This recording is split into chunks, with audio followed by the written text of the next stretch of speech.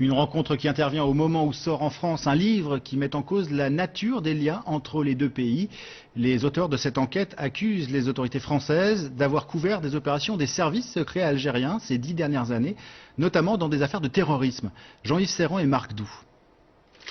Un livre explosif comme une bombe dans le métro.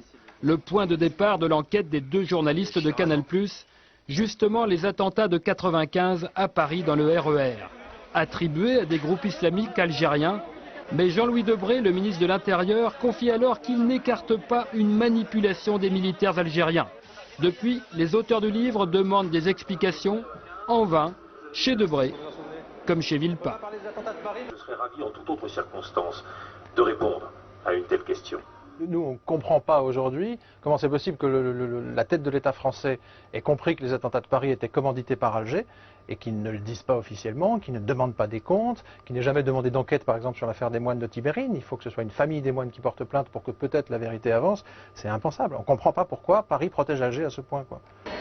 En 93, 3 fonctionnaires français étaient enlevés à Alger par des islamistes armés. Libérés, ils sont mutés depuis aux îles Fidji.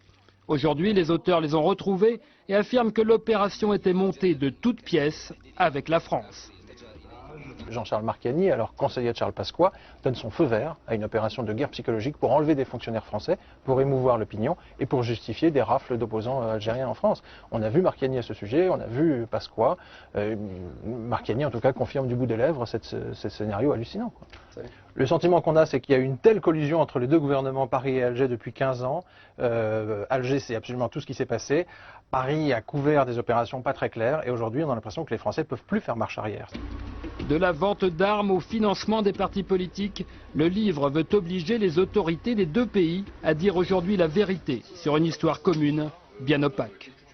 Oussama Ben Laden refait parler de lui. La chaîne de Dubaï